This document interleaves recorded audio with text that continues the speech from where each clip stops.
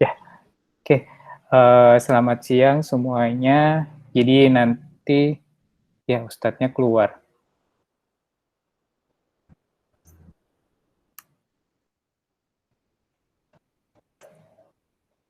Oke, Ustadz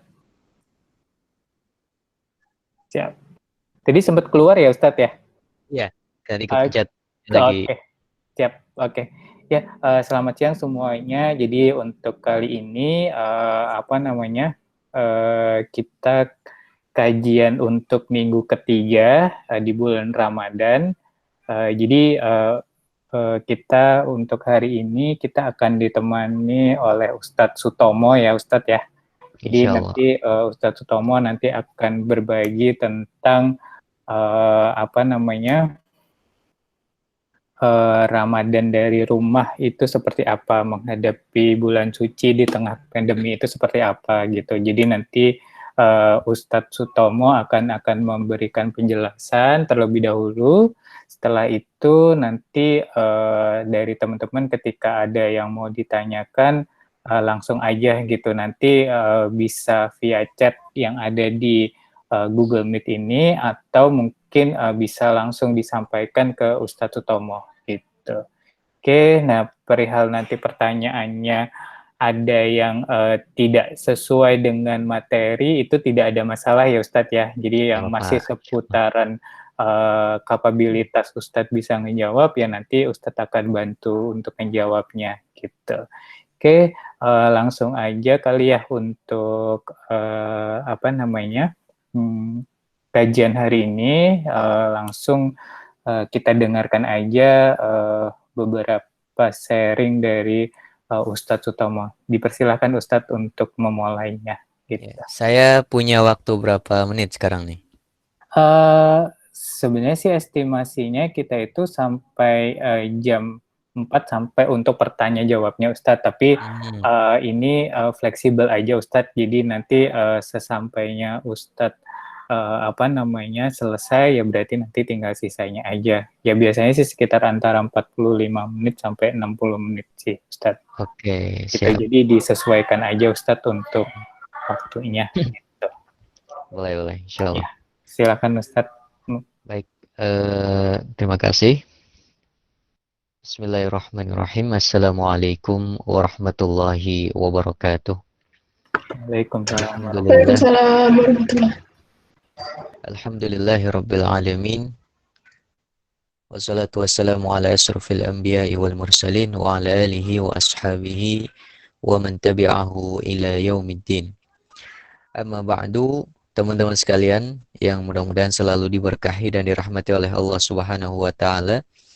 Alhamdulillah pada kesempatan siang hari ini kita diberikan kesempatan oleh Allah untuk bermajlis ya, untuk berkumpul meskipun dalam bentuk perkumpulan online seperti ini. Mudah-mudahan Allah Subhanahu wa taala masih memberikan kekuatan kepada kita agar bisa menikmati Ramadan sampai akhir nanti, yang saat ini kita sudah masuk kepada sepertiga yang terakhir daripada bulan Ramadan. Amin. Dan di sepertiga terakhir daripada bulan Ramadan ini, tema yang akan kita pelajari bersama terkait bagaimana menghadapi Ramadan di tengah pandemi. Ya, seharusnya sih tema ini sudah kita bicarakan, kita pelajari bersama sebelum masuk ke Ramadan. Tetapi tentu tidak terlambat ketika kita masih ada kesempatan sekitar 10 hari ke depan insya Allah menghadapi ya final, katakanlah demikian, akhir-akhir daripada bulan Ramadan. Maka yang pertama kali ingin saya sampaikan terkait dengan menghadapi Ramadan, menghadapi bulan suci di tengah pandemi ini adalah bahwa kita harus punya senjata, ya, kita harus punya amunisi. Kan teman-teman sekalian pada bekerja semuanya juga dengan keterampilannya masing-masing. Kalau sampai tidak memiliki keterampilan, tentu tidak akan diterima di tempat kerjanya masing-masing itu. Begitu juga ketika kita masuk ke bulan Ramadan, kita butuh ilmu, butuh keterampilan, butuh amunisi untuk menghadapinya di bulan suci ini. Apalagi kemudian ditambah bulan suci kali ini berada di tengah pandemi, ya, berada di tengah pandemi. Yang kalau sebelum ada pandemi saja kita butuh amunisi, apalagi ditambah dengan adanya pandemi, amunisinya jauh harus lebih ditambah lagi seperti itu. Yaitu amunisi yang saya maksud adalah dari sisi ilmu, ya, dari sisi ilmu. Karena di dalam ajaran agama kita, agama Islam ini, dan tentu bukan hanya Islam, ya, tetapi Islam itu sangat amat mengedepankan yang namanya ilmu, ilmiah gitu. Ya, semua agama akan mengklaim itu, termasuk di dalamnya adalah Islam, dan terbukti ketika kita beribadah, ya pasti akan ditanya ilmu ibadah kita benar atau tidak.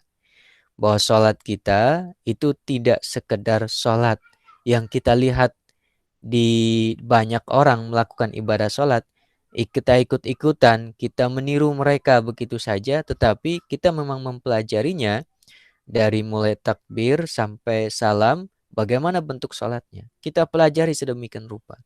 Harus ilmiah. Begitu juga yang hari ini kita alami, kita kerjakan bersama di bulan Ramadan adalah puasa. Puasa saya kira-kira diterima enggak ya oleh Allah Subhanahu wa taala? Maka syarat pertama yang harus dipenuhi agar diterima itu yang paling utama adalah ilmu tentang puasa, yaitu puasanya sudah benar atau belum sesuai dengan prosedurnya, sesuai dengan aturannya. Ya. Misalnya tadi sahur, sahurnya kira-kira sudah melewati waktu subuh atau belum? Belum. Kalau memang belum masuk waktu subuh berarti masih dikatakan sah, ya. Jam berapapun. Cuma yang paling bagus sahur itu ya ketika sudah mendekati waktu subuh, waktu terbaik, ya. Waktu terbaik adalah mendekati waktu subuh. Walaupun kita di dalam tradisi umat Islam di Indonesia mengenal adanya waktu imsak, ya. Yang waktu imsak ini biasanya akan dibuat sekitar 10 sampai 15 menit sebelum adzan subuh. Nah, di waktu ini kalau memang kita bisa menjaga agar nanti pas adzan subuh, masuk waktu subuh, kita sudah selesai makan sahur, boleh-boleh saja walaupun sudah imsak, ada sirene berbunyi atau ada tanda-tanda tertentu di masjid musola, misalnya ada pengumuman sudah imsak misalnya, kita nggak ada masalah, tetap makan. Yang penting kita tahu jadwal waktu subuh jam berapa, nanti sebelum adzan subuh kita sudah berhenti. Sebelum masuk waktu subuh, kita sudah tuntas dari sahur kita. Itu justru yang terbaik. Karena Rasul Shallallahu Alaihi Wasallam memerintahkan kita untuk makan sahur ini sifatnya adalah takhir. Ya, takhir itu mengakhirkan makan sahur ini sampai batas yang apa namanya injury time lah, katakanlah demikian. Nah, itu waktu yang terbaik. Tapi kalau kita khawatir nanti lupa pas lagi enak-enaknya makan malah adzan seperti itu, ya sebaiknya dijaga, jangan sampai kita berada di injury time. Tapi kalau kita bisa tahu, toh sekarang bisa dengan jam kita mengetahui waktu, bisa memperhitungkan 5 menit lagi adzan, berarti sekitar ada 4 menit lagi misalnya, bisa dimanfaatkan untuk minum dan seterusnya. Tapi kalau baru makan, nikmati makan terus dan seterusnya, belum minum, pas belum minum kok tiba-tiba adzan, ya jangan minum. Tapi kan masa makan nggak minum, Ustaz? Ya salah kita sendiri gitu ya. Kenapa dari tadi nggak minum-minum? Kalau mau minum nanti. Kapan? Ya maghrib. Berarti kita sahur nggak minum. Ya minimal makan lah biar nggak lapar gitu ya. Tapi minumnya ya ditunggu sampai maghrib. Sebab kalau sudah dengar adzan, tahu waktu subuh sudah masuk, ini cuma minum saja Ustaz, masa nggak boleh? Tetap, walaupun cuma minum saja nggak boleh. Ya. Karena batas berpuasa itu sudah ditentukan, yaitu semenjak terbitnya fajar shidik, masuknya waktu subuh itu, sampai nanti terbenamnya matahari, atau masuknya waktu maghrib. Ya, jadi jangan sampai kita batal puasa kita, karena akan sangat rugi walaupun ya kita anggap wah nggak apa-apa gitu, tapi itu dianggap batal ya ketika cuma minum sebentar cuma 1 gelas gitu ya, dan setelah itu melanjutkan puasanya. Nggak boleh, karena sudah masuk waktu subuh gitu. Sudah masuk waktu subuh. Harus benar-benar sudah selesai dari makan dan minum ketika masuk waktu subuh. Makanya waktu imsak itu sebenarnya bukan benar-benar selesai, tetapi persiapan. Nah, para ulama kita membuat waktu tersebut sebagai persiapan. Ini sebagai salah satu contoh saja. Kenapa ilmu ini menjadi penting agar kita ibadah puasanya sah. Sudah niat di tiap malam kita berniat puasa. Jangan sampai kita nggak niat karena nanti percuma puasa tapi nggak niat gitu ya di malam harinya. Ya dianggap seperti tidak berpuasa. Harus berniat di tiap malam bahwa besok saya berpuasa. Nah, biasanya kalau kita dulu sebelum adanya pandemi gitu ya, sholat di masjid, di musola, ada di antara masjid musola kita yang mengajarkan niat bersama-sama secara lisan, walaupun yang paling utama dan yang dibenarkan yaitu niat yang dianggap sebagai niat ya yang ada di dalam hati. Lisan itu hanya membaca saja, yang membaca saja. Jangan sampai lisannya mengucapkan nawaitu samahadin an adai misalnya dan seterusnya, tapi hatinya melupakan. Hatinya malah tidak berniat. Ya, sama saja. Itu menjadi apa namanya? Tidak dianggap niat. Tapi minimal kalaupun tidak niat secara lisan, dengan makan sahur ya, dengan makan sahur insya Allah secara otomatis ya, ketika kita sahur ya kita ingin berpuasa seperti itu. Banyak para ulama yang menganggap itu juga bagian daripada niat. Walaupun sebagai langkah hati-hati, secara formal di hati kita tetap harus ada ungkapan ya, oh besok kita berniat puasa. Ini ilmu. Agar ibadah puasa kita dianggap sah ya ini semua harus benar-benar kita lengkapi, kita penuhi. Begitu juga tentang batal puasa atau tidak dan seterusnya kan kita sering bertanya-tanya gitu ya. Misalnya yang sering ditanyakan itu kalau berwudu itu misalnya pas lagi berkumur-kumur kita puasa, apakah nggak usah berkumur-kumur atau tidak? Ya kata Rasul tetap berkumur-kumur. Kata Nabi, kalau pas lagi nggak puasa berkumur-kumur, kemudian memasukkan air ke dalam hidung, dihirup dan dikeluarkan kembali, itu harus dilakukan secara maksimal pada saat di luar puasa. Tapi kalau pas lagi puasa, ya jangan. Nanti akan masuk itu berbahaya. Apalagi kalau sampai berkumur-kumurnya 3 kali, yang keluar cuma sekali atau 2 kali gitu ya. Wah, ini mencurigakan. Jangan-jangan, ya bukan jangan-jangan lagi, cuma kan nggak diawasi orang gitu ya. Dan nggak ada yang ngitung. Ini kumur-kumurnya 3 kali kok, yang keluar cuma 2 kali gitu. Nah, ini tidak membatalkan berkumur-kumur, yang penting jangan ditelan. Ya, begitu juga memasukkan sesuatu ke hidung misalnya. Itu juga ilmu. Apakah boleh, mohon maaf gitu ya, lagi puasa kita ngupil, Zat? Ya boleh-boleh saja gitu. Karena tidak disyaratkan tidak boleh ngupil misalnya atau masukkan jari ke telinga dan seterusnya, itu semua diperbolehkan. Yang nggak boleh itu kalau misalnya ada benda kecil masuk ke hidung, itu nanti akan masuk ke dalam seperti itu. Tapi kalau jari kan nggak sampai dalam sekali, ya masih berada pada batas luar hidung lah, katakanlah seperti itu. Bukan batas yang terdalam seperti itu yang membuat seperti air tadi kan ada kemungkinan besar masuk. Makanya kalaupun masukkan air ke dalam hidung pada saat puasa ya jangan terlalu banyak, jangan dan juga tidak dihirup seperti itu. Nah, ini penting agar ibadah kita dianggap sah. Perlu persiapan. Persiapan itu bisa dalam bentuk persiapan fisik agar kita bertarawih kuat gitu ya, bisa mampu banyak rakaat dan seterusnya. Begitu juga fisik berpuasa ini kan bikin lemas gitu ya. Kita lapar haus sehingga kalau lapar haus kita agak malas-malasan biasanya untuk beribadah. Nah, kalau sudah terlatih lapar haus, maka sebenarnya malas-malasan ini bisa hilang. Nah, udah biasa seperti itu. Maka memang harus terlatih secara fisik, baik fisik untuk berpuasa maupun fisik untuk beribadah pada malam harinya. Karena seorang yang memasuki bulan Ramadan itu dia memasuki arena jihad.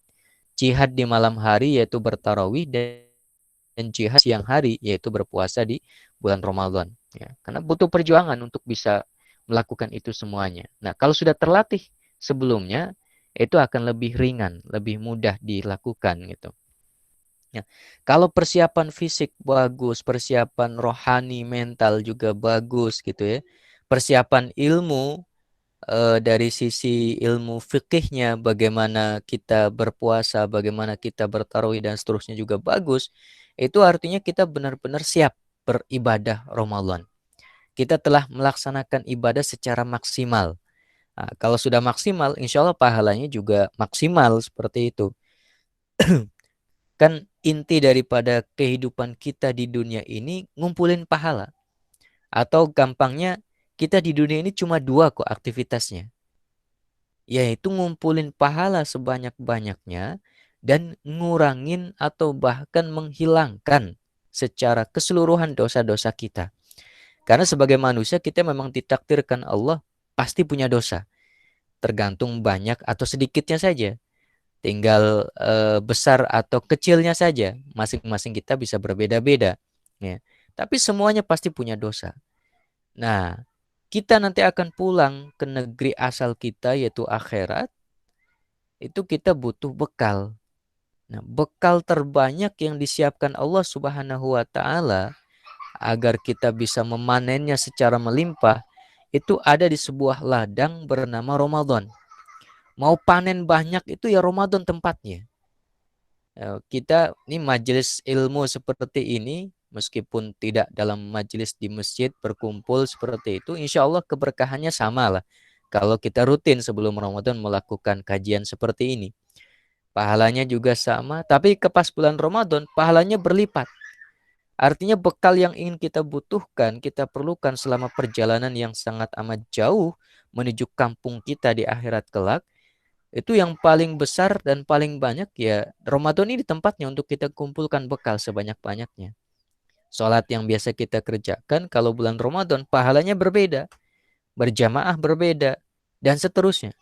Ini tempat mengumpulkan bekal. Ternyata bukan itu saja. Pas Ramadan ini pula menjadi tempat paling tepat agar dosa-dosa kita diampuni oleh Allah Subhanahu wa taala. Ini beban, ya. Kita butuh bekal untuk jalan menuju akhirat, sekaligus kita pengen beban perjalanan ini hilang atau minimal berkurang, gitu. Nah, apa bebannya? Bebannya adalah dosa-dosa kita. Ya, karena memang ditakdirkan Allah setiap manusia pasti punya dosa, maka kita harus mencari ampunan Allah itu. Dan Allah Maha Pengampun. Tinggal kita mau diampuni atau tidak. Ya pasti mau jawabannya. Cuma walaupun mau ada keinginan secara praktek, secara real kita melakukan apa yang diinginkan Allah atau tidak agar mendapatkan ampunan itu gitu. Syarat mendapatkan ampunan di dalam bulan Ramadan itu iman dan wahtisaban. Kita beriman kepada Allah atas semua ajaran-ajarannya, wahtisaban, dan benar-benar mencari pahala, mencari ampunan itu. Ada upaya yang sedemikian kuat untuk melakukannya. Tapi kalau upayanya juga kecil-kecil dan seterusnya ya khawatirnya Allah menurunkan pahalanya juga ya sesuai dengan semangat kita. Gitu. Karena manusia tidak akan memperoleh kecuali sesuai dengan apa yang dilakukannya, yang diupayakannya. Ini harus maksimal.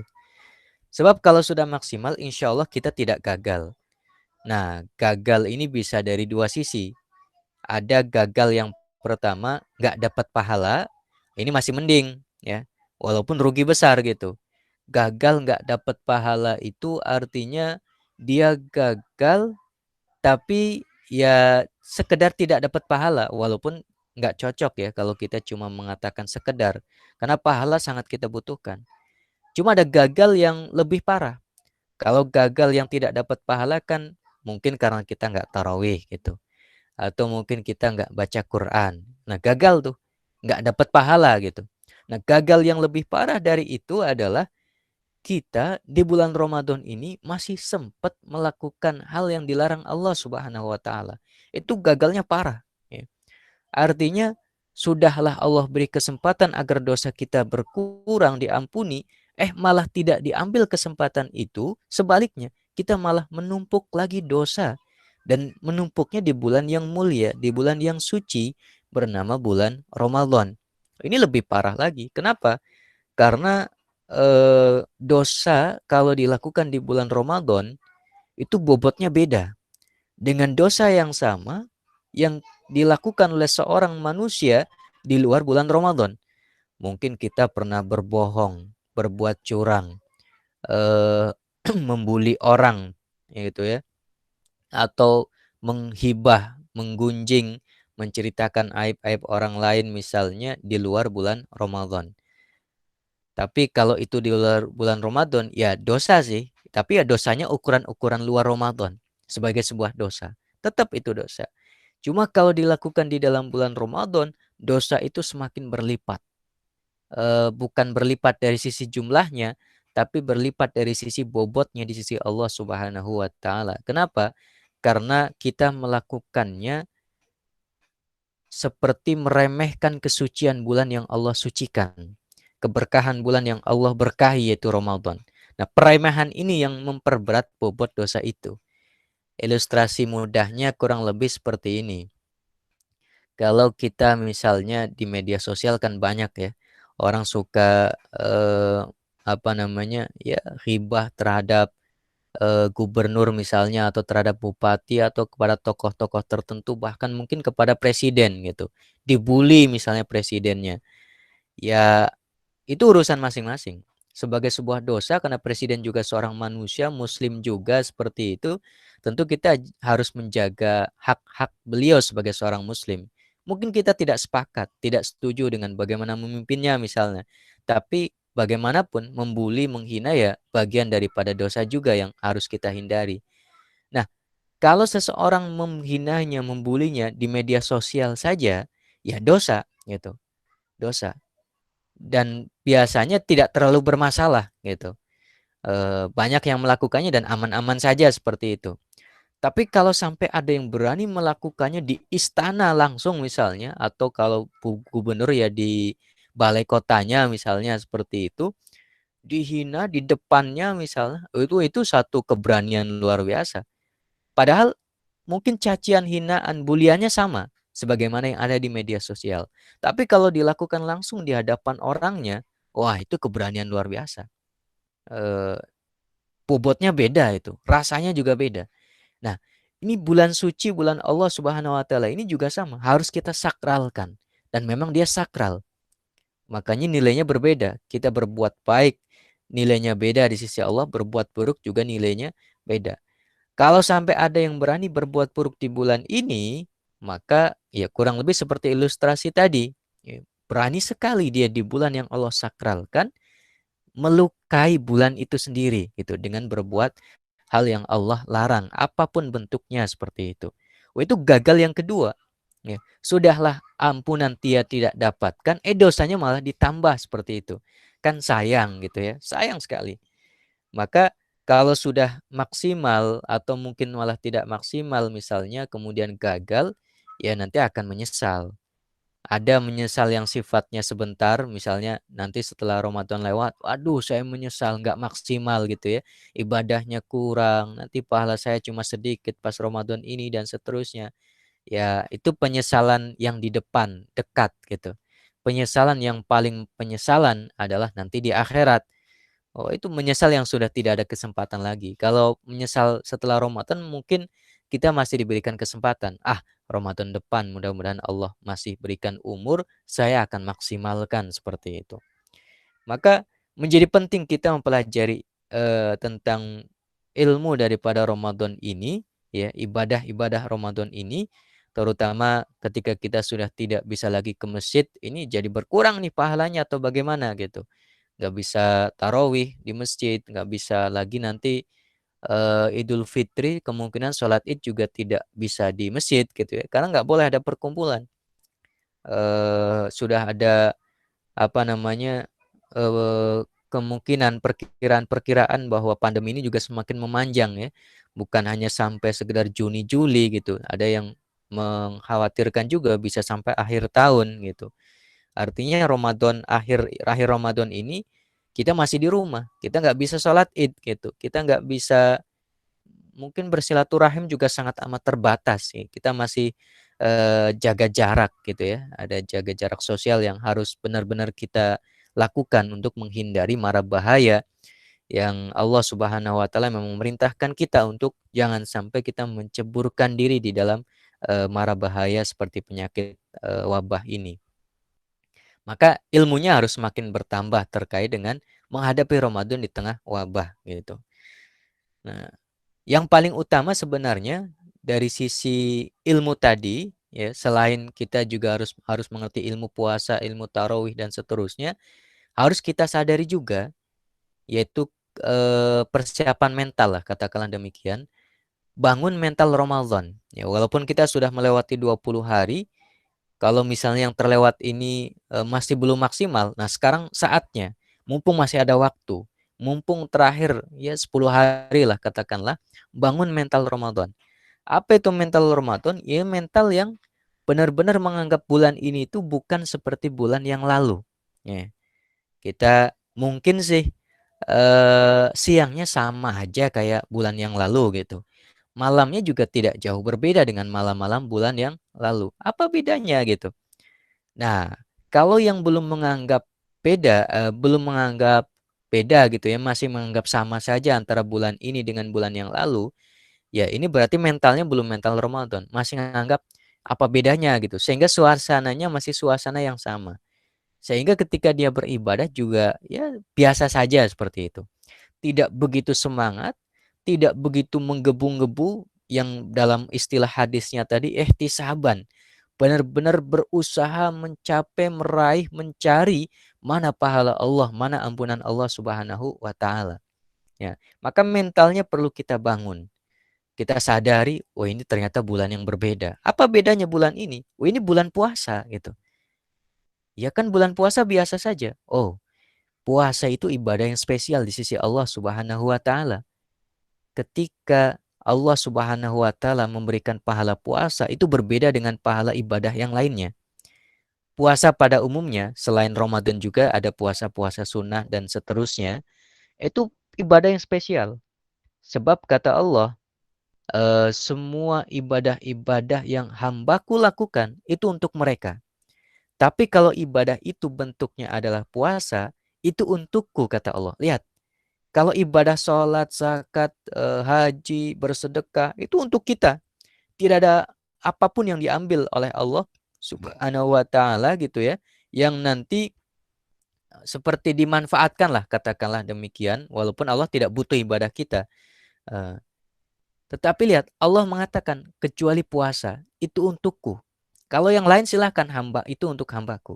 Dan aku sendiri kata Allah yang akan memberikan pahala spesial. Walaupun semua pahala ya dari Allah, tapi secara spesial untuk puasa itu Allah persiapkan. Yang tidak mungkin akan ngasih surprise apa pahalanya, yang jelas tidak diberikan secara jelas apa bentuknya. Kalau sholat berjamaah kan 27 derajat ada pahalanya jelas disebutkan gitu ya. Dan ibadah-ibadah yang lain. Tapi kalau puasa itu aku persiapkan secara khusus kata Allah. Nah, ini istimewa sekali. Nah, ibadah yang istimewa ini ternyata oleh Allah syariatkan secara khusus ada satu bulan bernama Ramadan. Yang satu bulan itu full ibadahnya bernama puasa. Maka Ramadan ini oleh para ulama disebut sebagai Syahrus Siyam, bulannya berpuasa. Indah sekali penyebutannya.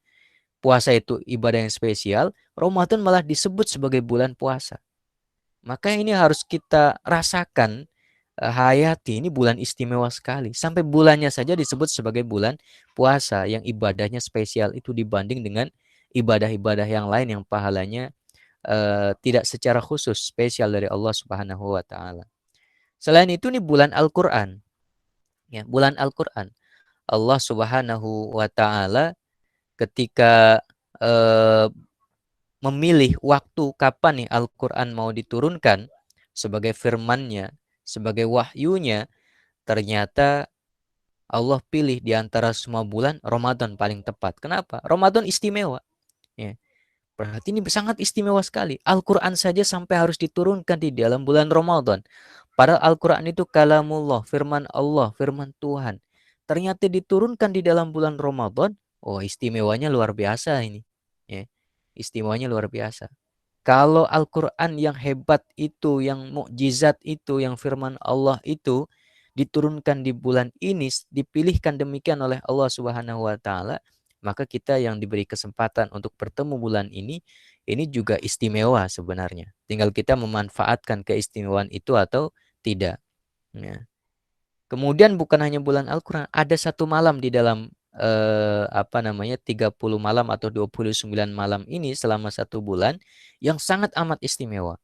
Yang jauh lebih baik, yang perbandingannya sangat amat luar biasa dibandingkan dengan malam-malam yang lainnya. Karena nilainya malam ini itu lebih baik daripada 1000 bulan. Jadi kurang tepat kalau ada orang mengatakan malam ini disebut sebagai malam 1000 bulan gitu ya. Yang tepat adalah ini malam yang lebih baik daripada 1000 bulan. Malam yang lebih baik daripada 1000 bulan.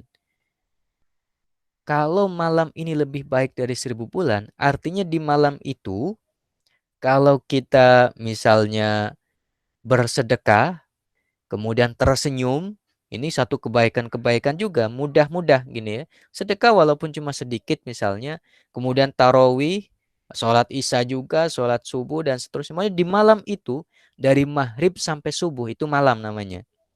Itu kita melakukan kebaikan-kebaikan, membantu orang lain dan seterusnya, maka kebaikan-kebaikan yang banyak ini sama saja sedang kita lakukan selama 1000 bulan lebih. Nah, berturut-turut tanpa jeda, tanpa istirahat. Kebaikan terus. Satu rakaat di malam itu seolah-olah kita melaksanakan satu rakaat yang 1000 bulan lebih. Lama sekali itu. Bukan 1000 bulan, tapi lebih daripada 1000 bulan. Karena khairun min alfi syahrin. Itu istimewa sekali. Sayangnya, malam ini memang dirahasiakan oleh Allah Subhanahu wa taala. Jadi misteri bagi kita. Kapan nih malamnya gitu.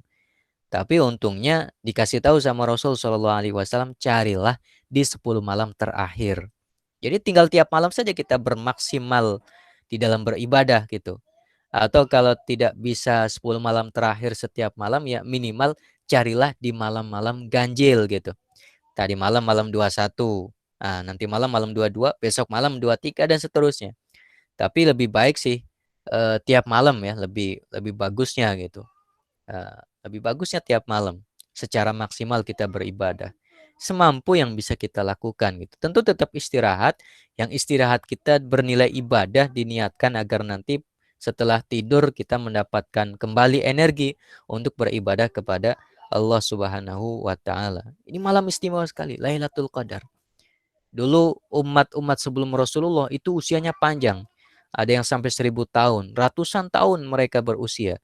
Ibadahnya panjang, lama, dan seterusnya. Pahalanya berarti banyak. Banyak tentunya dengan usia sepanjang itu. Tapi kita umat Rasulullah Shallallahu Alaihi Wasallam diberikan keistimewaan.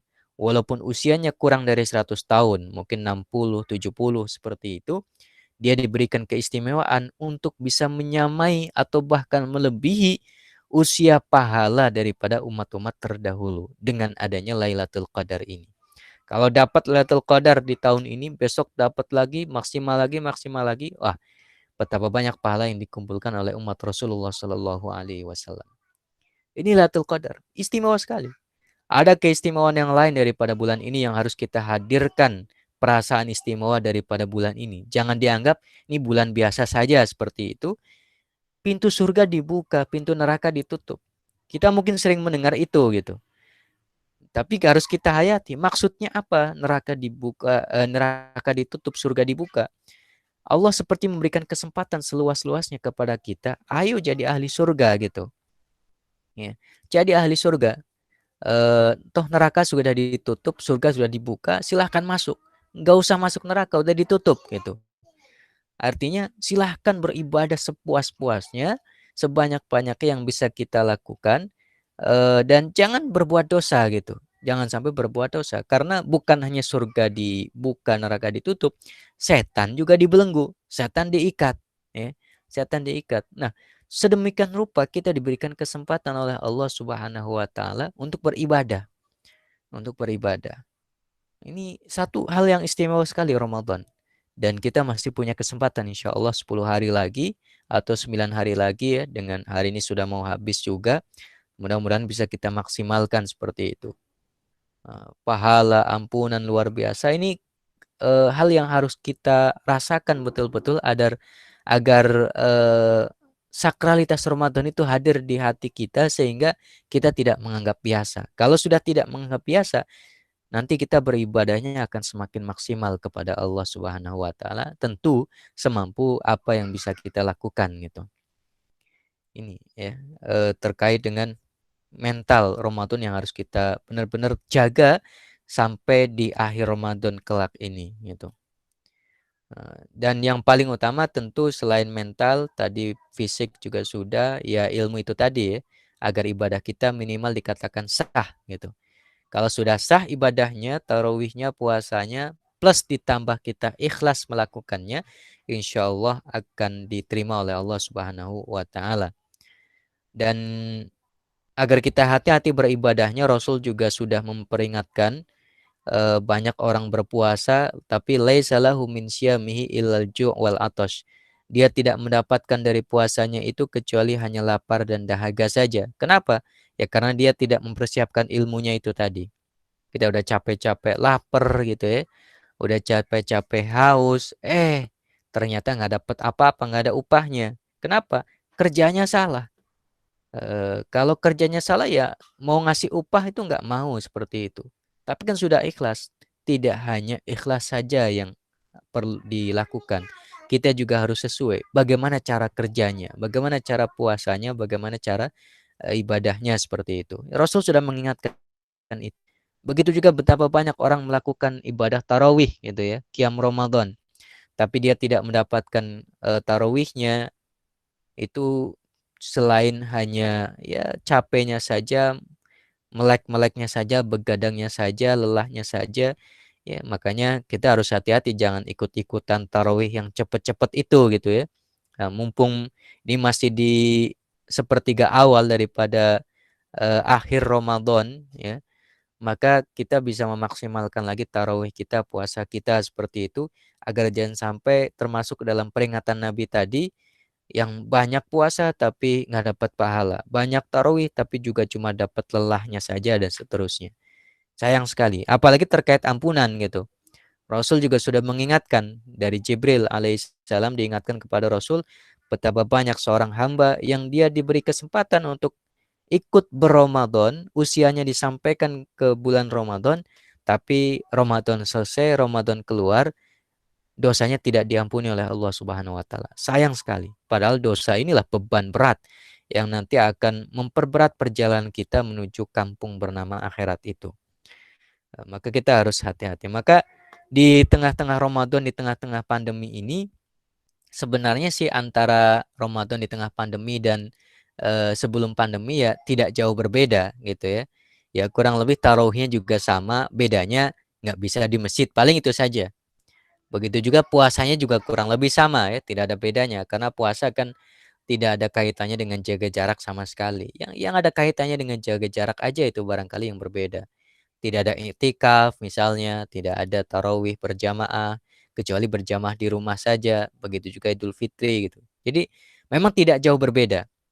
Tapi karena kita nggak bisa ke masjid, ini minimal ada perasaan yang harus kita jaga. Perasaan apa? Jangan sampai muncul perasaan senang. Wah, dulu saya nggak suka ke masjid. Ini mumpung malah nggak boleh ke masjid. Kebetulan gitu. Oh, itu malah nggak boleh gitu. Kita harus jaga perasaan kita. Justru yang harus dihadirkan adalah sedih. Kenapa nggak bisa ke masjid? Nggak bisa Jumatan, nggak bisa iktikaf dan seterusnya gitu. Karena dengan modal perasaan ini, sayang, sedih, dan seterusnya ini, kita bisa mendapatkan pahala ya di tengah pandemi ini tanpa harus ke masjid. Cuma syaratnya memang sebelum pandemi kita sudah istiqomah, konsisten ke masjid gitu ya. Kata Nabi Shallallahu Alaihi Wasallam, "Idza maridul abdu au safar." Kalau ada seseorang kok sakit atau bepergian, safar seperti itu, maka dia tetap akan ditulis pahalanya oleh Allah sebagaimana dia pada saat sehat atau pada saat dia tidak safar di rumah. Maksudnya bagaimana? Gara-gara safar dia jadi ya sholatnya kan di perjalanan jadi nggak jamaah barangkali. atau jadi dijamak, dikosor seperti itu. Atau gara-gara sakit dia jadi nggak ke masjid. Ya. Nah, ketika kemudian dia sakit, tapi sebelum sakit ini istiqomah luar biasa, tetap walaupun dia nggak ke masjid, Allah catat kok. Dia seperti sedang beribadah di masjid. Allah catat kok dia seperti sedang, ya seperti rutinitas yang biasa dia lakukan gitu. Nah, ketika sekarang di masa pandemi seperti ini, kita mungkin nggak bisa ke masjid, tapi kalau dulu rutin pas Ramadan selalu ke masjid gitu ya, insya Allah Allah catat. Yang catatan ini tidak jauh berbeda dengan catatan Ramadan tahun lalu, pahalanya sama gitu. Bahwa kita tetap dianggap berjamaah ke masjid walaupun di rumah gitu, walaupun di rumah. Ini Allah sangat penyayang kepada hambanya. Meskipun sama sekali tidak ke masjid, tapi pahalanya seperti kita ke masjid rutin. Dengan catatan, dulu memang rutin ke masjid gitu. Tapi kalau dulu nggak rutin ke masjid gimana, Ustaz? Ya, boleh-boleh saja akan mendapatkan pahala juga.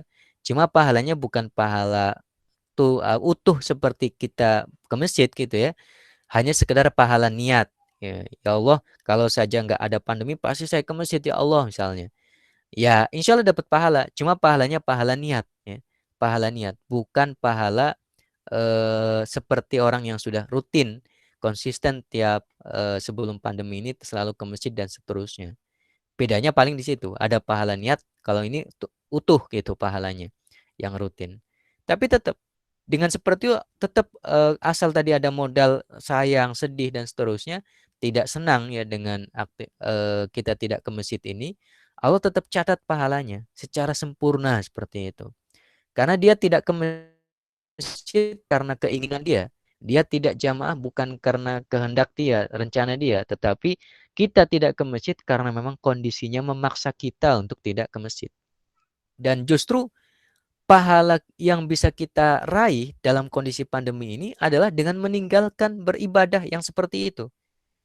Jadi kalau mungkin kita taunya pengen dapat pahala ya harus beribadah gitu. Nah, di tengah pandemi ini ada pahala yang bisa kita raih justru dengan meninggalkan ibadah. Nah, enak sekali ya. Biasanya kita pengen dapat pahala dengan beribadah, sekarang justru sebaliknya. Jangan beribadah untuk mendapatkan pahala gitu. Dan bukan hanya di tengah pandemi, termasuk di luar kondisi pandemi juga ada ya hal-hal seperti itu. Ya contohnya wanita lah. Perempuan itu kalau datang bulan ya, lagi haid, itu kan banyak ibadah yang dilarang oleh Allah. Dia nggak boleh baca Quran, apalagi nggak boleh masuk masjid, nggak boleh puasa, nggak boleh gitu. Nah, itu kalau bisa perempuan atau wanita yang seperti ini jangan merasa alhamdulillah tamunya datang gitu ya. Jadi saya nggak perlu sholat, nggak perlu puasa, nggak perlu macam-macam seperti itu. Nah, tapi kan tetap wajib puasa nanti di luar Ramadan. Kalau sholat sih nggak harus diganti. Yang harus diganti adalah puasanya. Nah, jangan ada perasaan senang seperti itu. Justru dibalik. Fikihnya begini. Ya Allah, saya hari ini nggak puasa. Bukan karena saya pengen nggak puasa atau sengaja meninggalkan puasa. Karena engkau melarang saya puasa gitu. Ya Allah, saya nggak bisa sholat maghrib, nggak bisa sholat isya, nggak bisa tarawih, nggak bisa baca Quran dan seterusnya. Bukan karena saya nggak mau melakukan itu semuanya. Tapi karena engkau larang saya untuk bertarawih. Engkau larang saya untuk sholat. Engkau larang saya baca Quran gitu. Kalau diniatkan seperti itu, maka kita laki-laki ini pengen dapat pahala baca Quran, ya harus baca Quran. Tapi kalau perempuan, dia justru dapat pahala dengan meninggalkan baca Quran. Kenapa?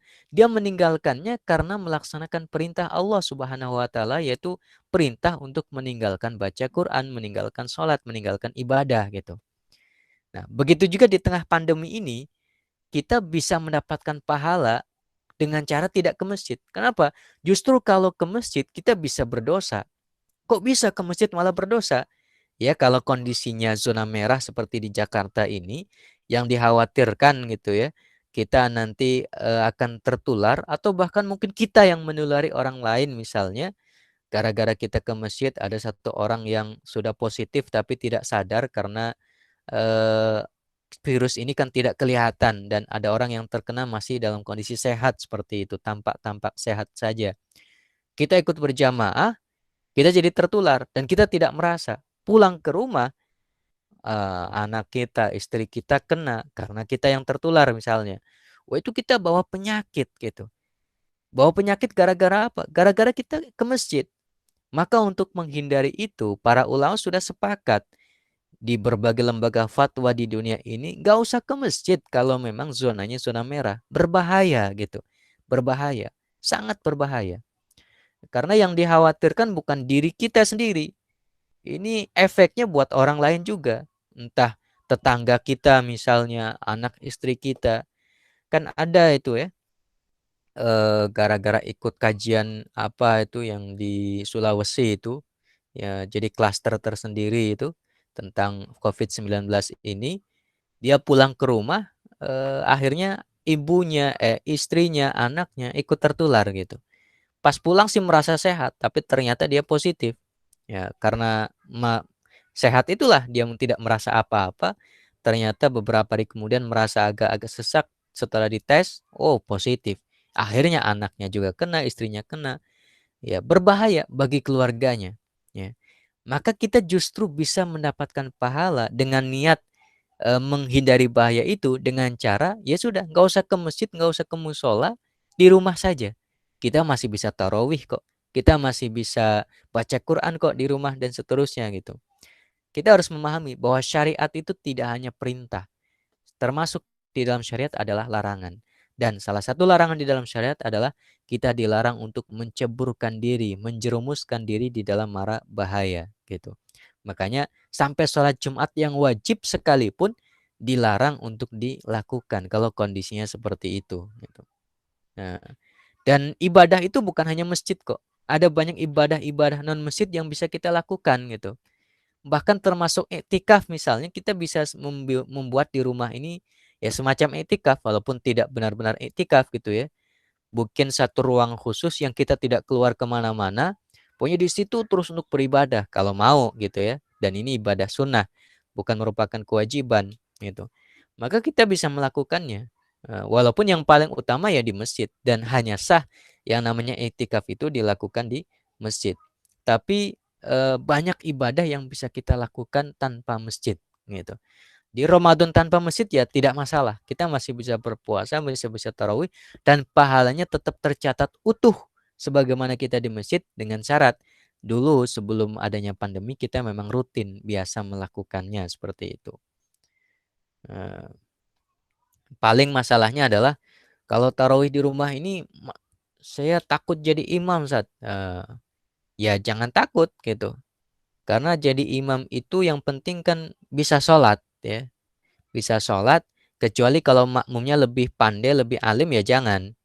Eh, Kalau Al-Fatihahnya masih lurus, masih bagus ya nggak apa-apa makmumnya lebih alim, yang penting masih sah gitu. Tapi kalau di belakangnya lebih tahu, misalnya ada suami istri gitu ya, tapi kayaknya nih pesertanya belum pada nikah ya, atau mungkin ada lah yang sudah nikah beberapa orang misalnya, seharusnya si suami yang jadi imam. Tapi kadang-kadang bisa jadi istrinya lebih tahu tentang tahsin Al-Quran dan seterusnya. Ya nggak bisa sih istri jadi imam gitu ya, karena nggak sah. Tetap harus suami jadi imam. Tapi kalau istrinya tahu Al-Fatihah sang imam, suaminya ini ada yang salah, maka nggak bisa berjamaah itu.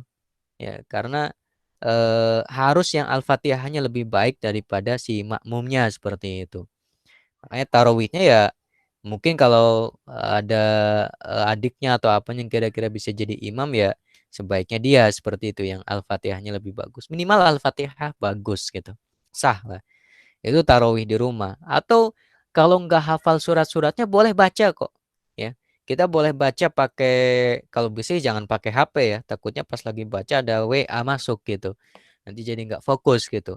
Pakai mushaf misalnya buka, nanti pas sudah mau ruku ditaruh lagi gitu. Nah, atau mungkin kita punya mushaf yang besar dan kita punya alat tempatnya itu yang kita tidak perlu pakai tangan gitu, yang tinggal dilihat saja terbuka sudah seperti yang ada di tempat imam di beberapa masjid itu juga lebih enak seperti itu. Jadi bisa tarawih di rumah ya, baik berjamaah maupun sendiri-sendiri, tapi utamanya tentu berjamaah kalau memang sanggup dengan Al-Fatihah yang bagus seperti itu. Tapi kalau ya kita di Jakarta ini mungkin cuma tinggal seorang sendiri, ya bisa dengan tetangga misalnya, kalau masih bisa berkomunikasi, bisa tidak ada masalah dengan berkumpul seperti itu, laksanakan secara berjamaah itu lebih baik gitu. Kemudian zakat misalnya, ini juga nanti sebentar lagi kan kita bayar zakat fitrah ya, atau mungkin sudah ada yang melakukannya. Ini bagaimana? Apakah kita transfer saja karena nggak mungkin kita ke masjid, nggak bisa keluar dan seterusnya? Sebenarnya yang paling utama zakat itu pakai beras ya, pakai makanan pokok. Sebaiknya seperti itu. Jadi kita bisa beli online, kirimkan lagi secara online, pesan siapa kan bisa seperti itu. Kepada fakir miskin yang membutuhkan benar-benar. Atau kirim ke panitia zakat. Nah, tapi kalau misalnya itu agak susah, transfer saja kan lebih mudah. Sekarang pakai m-banking atau apalah dan seterusnya dengan HP selesai. Boleh itu menurut madhab Abu Hanifah. Tapi kalau mayoritas ulama harus tetap menggunakan bahan makanan pokok. Nah, kalau menggunakan konsepnya Imam Abu Hanifah, ini agak ribet gitu. Karena kita di Indonesia rata-rata tidak menggunakan konsep beliau. Ya. Ribetnya kenapa? Pertama, ukurannya beda. Ukurannya kalau kita kan pakai kilogram itu jumhur sekitar 2,5 sampai 3 kilo. Kalau madhab Imam Abu Hanifah itu 3,8 kilo, lebih banyak. Itu pertama. Kedua, 3,8 kilo itu bukan 3,8 kilogram beras gitu yang kita makan, tapi harus 3,8 kilo kurma yang dimakan oleh Rasul SAW dulu gitu. Yang kita harus tahu berarti harga kurma 1 kilonya berapa. Dan sepertinya lebih mahal itu dari harga beras. Ada yang 30, 35, 40, sampai 60, 70 kalau kurma kualitas bagus seperti itu. Kali 3,8 ya bisa jadi seratusan lebih gitu ya.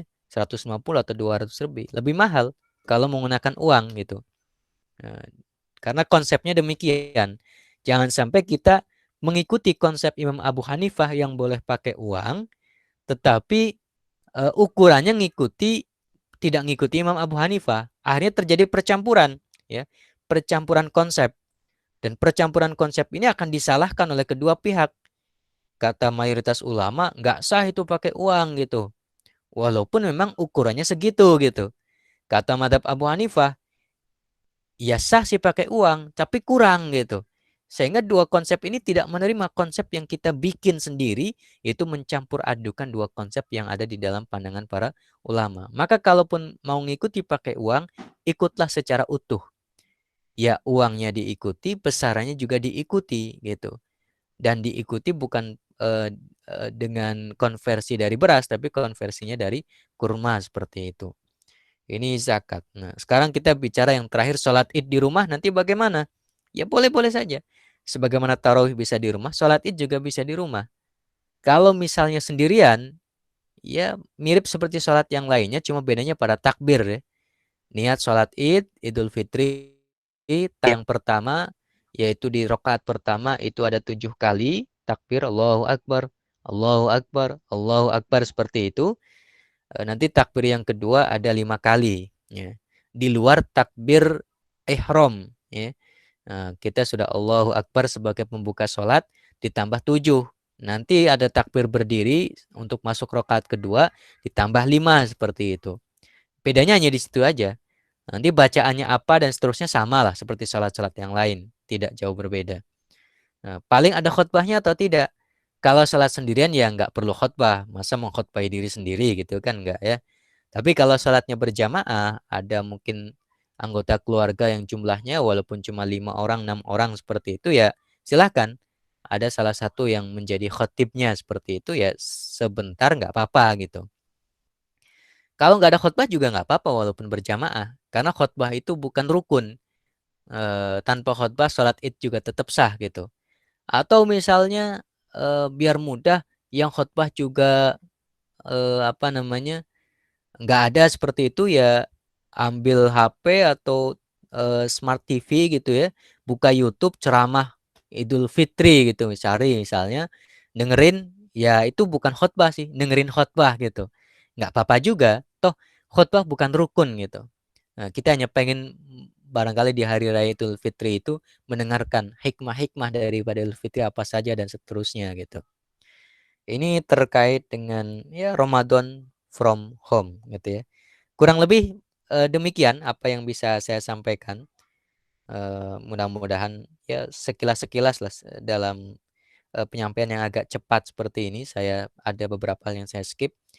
Mudah-mudahan bermanfaat bagi kita, bisa menjadi bekal untuk mempertahankan ibadah kita di akhir Ramadan ini dari tanggal 21 hari ini sampai nanti tanggal 29 atau 30 Ramadan di akhir nanti. Saya kembalikan lagi kepada MC tadi ya. Kalau misalnya ada tanya jawab atau apa, saya persilahkan. Oke, terima kasih Ustadz atas uh, jadi apa namanya kajiannya. Jadi teman-teman silahkan kalau ada yang mau bertanya langsung aja atau bisa melalui chat disampaikan saja gitu. Oke, kita tunggu teman-teman kalau ada yang mau ditanyakan.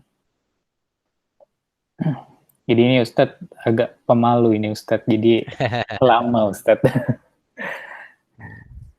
Kan nggak bertemu ya.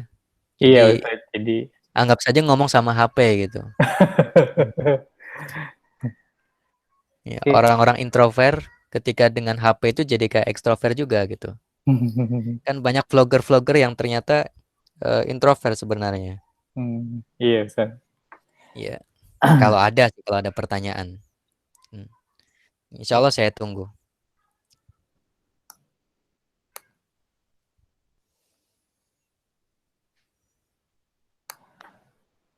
Ustadz, kalau nggak dari saya deh Ustadz. Kalau Boleh. Ya. apa namanya Ustadz kan ini kan 10 hari terakhir nih Ustadz ya gitu kan. Apa aja sih Ustadz selain tadi kan yang kayak itikaf dan segala macam gitu-gitu, maksudnya apa aja sih yang mungkin perlu kita siapkan gitu, maksudnya untuk di akhir-akhir ini nih gitu kan, karena kan ya istilahnya yang tadi Ustadz bilang juga gitu, kita tidak memungkinkan juga ini gitu untuk uh, ya silaturahmi dan segala macam gitu-gitu kan gitu kan. Kalau mungkin pas tidak pandemi kan kebanyakannya kan ya pada ke mall dan segala macam gitu kan ya Ustadz ya gitu. Nah, mumpung di rumah nih Ustadz gitu kan, mungkin jadi kan kayak ada banyak waktu lah ya gitu kan, sampai ada yang mungkin stres di rumah dan segala macam gitu. Apa aja sih Ustadz yang mungkin kayak 10 hari terakhir ini gitu yang bisa kita maksimalkan dan kayak ya yang bisa kita lakukan lah gitu. Ya. Ya ini sesuai dengan kemampuan kita masing-masing tentunya ya. Kita tentu bisa lah baca Quran gitu. Kalau mau mencontoh para ulama terdahulu ya agak berat memang. Kalau baca Qurannya harus apa namanya hatam berkali-kali seperti itu. Tapi minimal kalau bisa sih minimal gitu ya. Ya sebulan ini ya hatam sekali gitu. Eh, karena ini bulan Al-Quran gitu, di mana Al-Quran diturunkan. Maka kalau hari ini di tengah pandemi kita tidak kemana-mana, kok belum sempat juga buka Al-Quran, agak sayang juga gitu. Kapan lagi kita akan buka Al-Quran? Di dalam kondisi yang katanya waktu menjadi semakin banyak karena hanya di rumah saja, kita tidak kehabisan waktu dengan bermacet-macet ria dan seterusnya. Seharusnya ya kita jauh lebih sempat gitu ya untuk membuka Al-Quran di Ramadan ini dibanding Ramadan tahun lalu seperti itu. Atau ibadah yang lainnya ya. Kita juga bisa bermaksimal di dalam berderma, bersedekah gitu. Semampu yang bisa kita lakukan, sesedikit apapun. Bahkan kalau kita tahu kenal ada teman yang membutuhkan gitu ya, itu akan lebih utama. Orang yang kita kenal, apalagi keluarga sendiri misalnya, kita rutin membantunya. Nggak banyak sih. Misalnya ya sekedar kirim buka sahur rutin tiap hari gitu kan nggak terlalu berat sebenarnya. Itu juga satu amal yang sangat istimewa.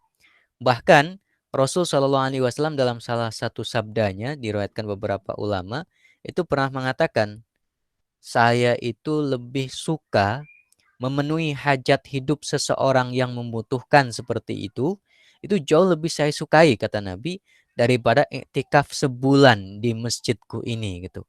Artinya iktikaf yang pahalanya luar biasa itu ternyata ada hal yang lebih Rasul cintai gitu. Ada hal yang lebih Rasul sukai yaitu memenuhi kebutuhan seseorang, saudara kita, tetangga kita dan seterusnya gitu. Itu juga amal yang istimewa. Ya, tentu semampu yang bisa kita lakukan juga. Kita manfaatkan tiap malam misalnya ya kan hari ini bisa dengan online ya. Ada seorang ojek online misalnya kita minta beliin ini itu. Nah, pas selesai kita kasih bintang plus kasih ya tipsnya berapa lah seperti itu juga berpahala luar biasa. Apalagi tipsnya lumayan gitu. Rutin tiap malam di bulan Ramadan ini nilainya berbeda dengan hal yang sama kalau kita lakukan di luar Ramadan gitu. Jauh berbeda. Ini sangat istimewa gitu. Atau mungkin juga titip kepada ojek ini atau apa buat keluarganya misalnya dan seterusnya. Ya, sederhana bisa kita lakukan tanpa harus melibatkan banyak orang ya walaupun membantu cuma satu orang dua orang gitu ya tetapi itu sangat istimewa apalagi ketika itu memang benar-benar dibutuhkan oleh yang kita bantu yang kita kasih itu bukan hanya secara ritual di hadapan Allah istimewa secara sosial juga sangat luar biasa gitu kita membantu orang lain gitu apapun apa namanya profesi mereka bahkan apapun agama mereka kalau kita membantu di sisi Allah Subhanahu wa taala juga tetap nilainya luar biasa gitu. Jadi kita bisa melakukan banyak hal gitu walaupun dari rumah gitu dengan HP ini dengan gadget yang kita miliki ya, termasuk nge-share kebaikan-kebaikan gitu ya inspirasi-inspirasi kebaikan yang membuat orang yang membacanya, yang menerima informasi itu kemudian tergugah untuk melakukan kebaikan yang sama, itu jangan dikira kita yang cuma nge-share saja akhir nggak dapat apa-apa. Kalau yang kita share kepada satu grup tertentu, di dalam grup itu ada yang membaca, mengamalkan kebaikan-kebaikan tersebut, kita yang nge-share juga dapat pahala yang sama sebagaimana yang dilakukan pelakunya gitu. Lihat, hanya dengan nge-share gitu. Tapi kita mendapatkan hal yang sama yang didapatkan oleh orang yang melakukan kebaikan itu tanpa mengurangi sedikit pun pahala pelaku kebaikan tersebut gitu. Jadi nge-share kebaikan adalah kebaikan, apalagi kita juga ikut berbuat kebaikan. Sekarang banyak pintu-pintu donasi dibuka, kita bisa ikut berkontribusi semampu yang bisa kita lakukan dari HP kita, dari rumah kita tanpa harus keluar gitu terlibat secara langsung atau kalau kita ingin terlibat secara langsung terjun ya juga diperbolehkan tentu dengan apa namanya jaga-jaga dari hal-hal yang kira-kira berkonsekuensi terhadap kesehatan kita seperti itu. Nah, ya apapun yang bisa kita lakukan ya, baca Quran, bersedekah itu tadi, sholat tarawih dimaksimalkan gitu ya. Jangan sampai karena dulu kita rajin karena ada masjid gitu. Pas nggak ada masjid kok kayaknya nggak semangat ya. Tarawihnya rasanya beda gitu misalnya. Wah, ini harus hati-hati.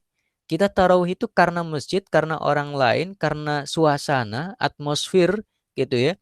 Atau karena Allah Subhanahu wa taala gitu. Nah, ini maksimalkan juga tarawihnya. Malah bisa jadi kita jauh lebih khusyuk tarawih di rumah. Kenapa? Kalau di masjid dulu cepet banget imamnya, kilat gitu. Baru baca Al-Fatihah sebentar udah ruku aja misalnya. Wah, ini kesempatan besar ketika kita taruhnya di rumah bisa mengatur speed sholat kita gitu lah. Mau dipercepat silahkan, mau diperlambat silahkan sesuai dengan kemampuan kita dan orang yang di belakang kita, keluarga kita barangkali juga pengen yang lama atau mungkin pengen sebentar ya kita ikuti mereka gitu. Jangan paksakan semuanya sama ya. Ya sesuai dengan kemampuan kita masing-masing.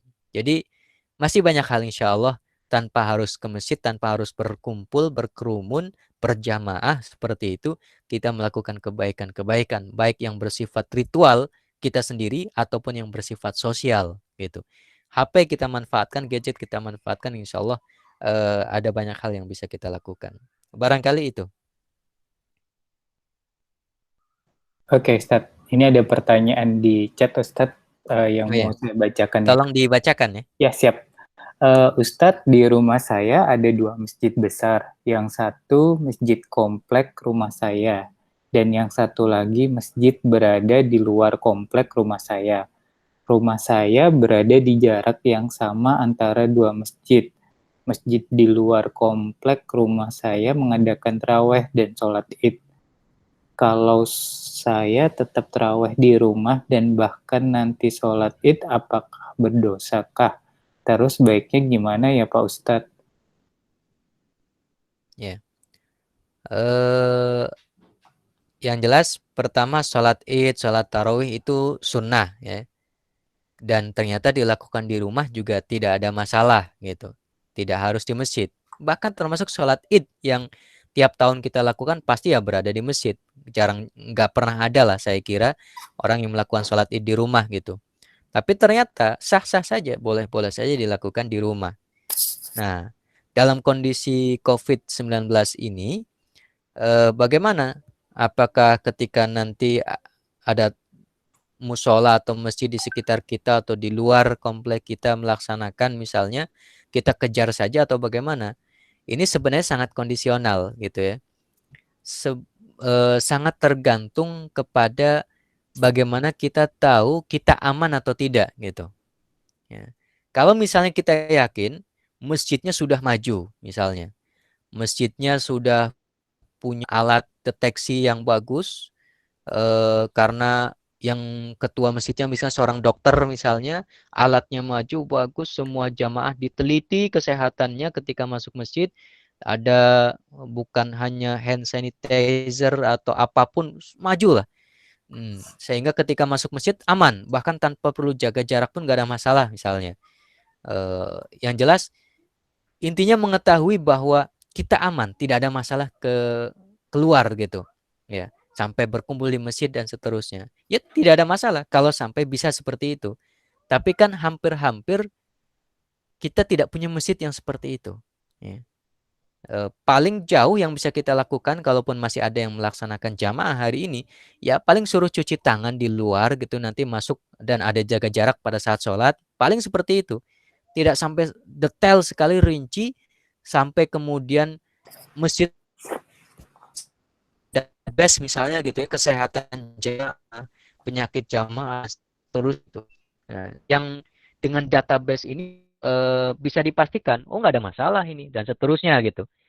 Karena kita nggak punya pengetahuan seperti itu, akhirnya kita ke masjid kan ragu-ragu, ya. Terutama di zona merah tentunya. Ini kira-kira di antara jamaah ada nggak ya yang baru keluar dari mana seperti itu. Kemarin sih masih pada sehat, cuma malam ini, malam besok, kemarin dan seterusnya, ini ada nggak yang kemarin baru keluar dari luar kemudian pernah bertemu dengan seseorang di luar sana, salaman, ternyata tertular, yang hari ini ikut jamaah gitu. Yang hari ini ikut jamaah. Yang kalau itu sampai terjadi misalnya dan kita kan tidak tahu karena orang yang berjamaah masih dalam kondisi sehat seperti banyak pengalaman terjadi seperti itu. Nah, karena kita tidak tahu itulah kita diperbolehkan untuk tidak sholat Jumat bahkan yang wajib itu tadi. Apalagi sekedar dalam tanda kutip sekedarnya ya sholat tarawih yang hukumnya sunnah, sholat id yang hukumnya sunnah tentu akan jauh lebih dimaafkan lagi ketika kita tidak ke masjid cukup dengan di rumah saja seperti itu. Nah, tapi di tetangga saya masjidnya tetap melaksanakan jamaah semuanya aman sampai hari ini. Ya memang tidak bisa menjadi satu kepastian orang yang jaga jarak akan selalu sehat, orang yang tidak jaga jarak pasti sakit. Tidak gitu ya. Itu kita tahu lah. Ada orang yang selalu jaga jarak, nggak pernah keluar rumah, kok tiba-tiba kena misalnya. Sangat mungkin. Mungkin gara-gara nerima paket, dia lupa cuci tangan atau apalah.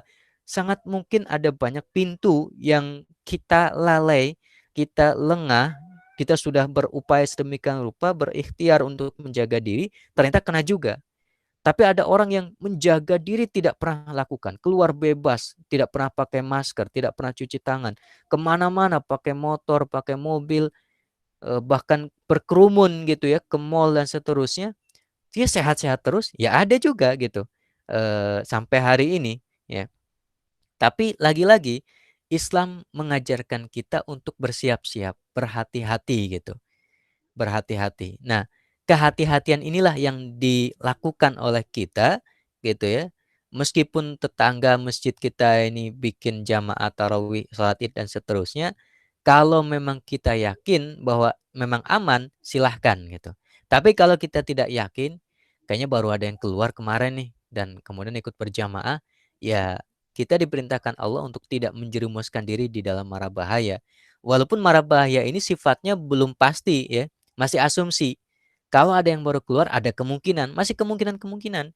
Yang kemungkinan ini ternyata setelah 2 minggu kemudian juga tidak terbukti misalnya. Oh, sehat juga ternyata, berarti kemarin saya salah. Ya nggak salah juga gitu. Karena kita diperbolehkan dengan apa namanya melakukan sesuatu berdasarkan asumsi-asumsi yang sifatnya ada kemungkinan itu gitu. Diperbolehkan dan sah-sah saja. Jadi mau berjamaah atau tidak, lagi-lagi dikembalikan kepada kita, ada semacam pengetahuan atau tidak yang sampai meyakinkan diri aman atau tidak.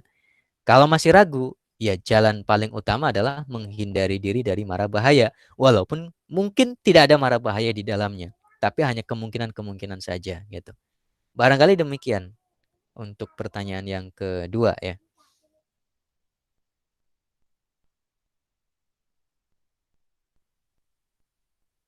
Oke, Ustadz. Oke, teman-teman ada lagi yang mau ditanyakan, bisa di chat di kolom yang sudah. Oh, ini udah. Tuh, makasih, makasih ya Pak Ustadz. Waalaikumsalam. Iya. Assalamualaikum.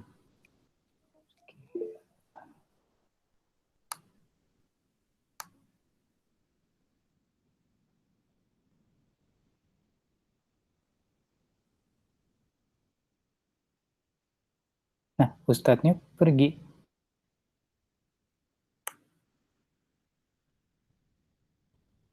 Oke. Maaf, kepencet ini. Oh iya, siap.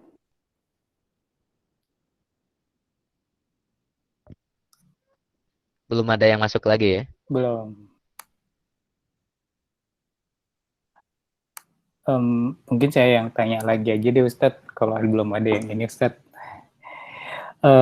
Ustadz, ini kan kalau di sini kan banyak pendengarnya kan belum banyak yang berkeluarga nih Ustadz, dan belum banyak ya yang menikah lah gitu kan, karena Tapi masih ada ya. sudah ada Ustadz gitu. Ah, Nah, kalau dari Ustadz, apa sih Ustadz yang menjadi tips biar nggak salah langkah lah gitu Ustadz buat memilih pasangan gitu, atau mungkin hmm. memilih calon gitu kan, karena kan masih muda nih gitu kan, pasti kan Iya, iya. kayak uh, banyak banyak godaannya gitu kan Ustadz, mungkin Betul. banyak banyak pilihannya gitu, jadi Mhm.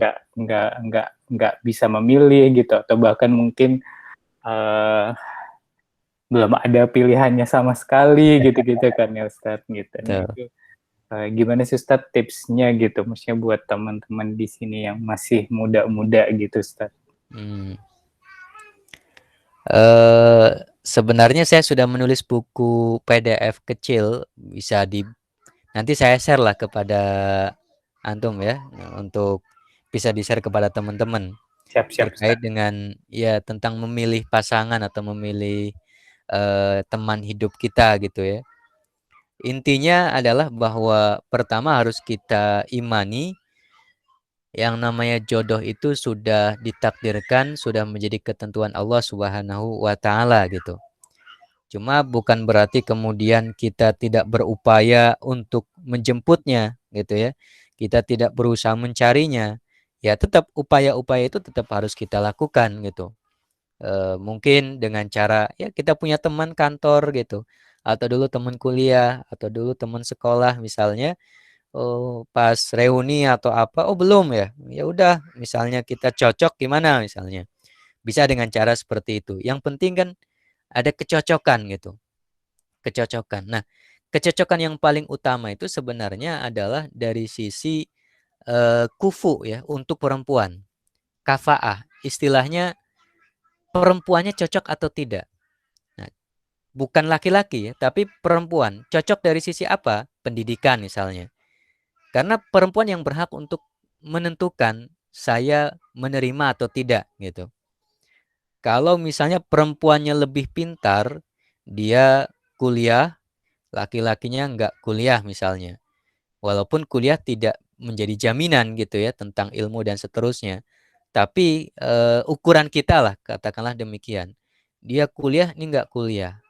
Atau bahkan dia S2, ini nggak kuliah sama sekali. Punya pergaulan di dunia akademis, pergaulan pendidikan bagus, bacaannya luas dan seterusnya. Nah, ada laki-laki mau melamar dirinya, ini kan nggak cocok gitu. Nah, meskipun barangkali si perempuan mencintainya, ya, boleh-boleh saja untuk menerima, karena itu hak perempuan untuk menerima gitu. Saya cinta walaupun dia cuma lulus STM, lulus SMA, tapi kan punya keterampilan ini itu dan seterusnya. Nah, memang tidak ada ketidakcocokan dari sisi pendidikan. Bisa jadi dari sisi bacaan luas dan seterusnya dia lebih tahu, lebih paham, jomplang seperti itu pengetahuannya, dikhawatirkan nanti di dalam kehidupan berikutnya, di awal sih merasa saling mencintai sehari dua hari tidak ada masalah. Kehidupan berikutnya, karena kalau cuma pandangan pertama kadang-kadang bisa menipu seperti itu. Ternyata betapa ruginya saya. Saya punya pengetahuan banyak, suami saya cuma begini-begini saja dan seterusnya. Khawatir seperti itu. Kalau laki-laki sih terserah dia gitu ya. Mau milih yang seperti apa, lagi-lagi kafaah atau kecocokan, kufu istilahnya lah. Kesetaraan bahasa yang paling tepat itu. Kesetaraan itu hak perempuan, ya. Perempuan berhak untuk menentukan bahwa suami saya harus lebih hebat dari saya misalnya, atau minimal setara dan seterusnya dari berbagai sisi, bahkan termasuk dari sisi dunia kekayaan itu juga perlu dipertimbangkan gitu. Ada seorang laki-laki mau melamar, dia nggak punya apa-apa, perempuannya kaya raya gitu.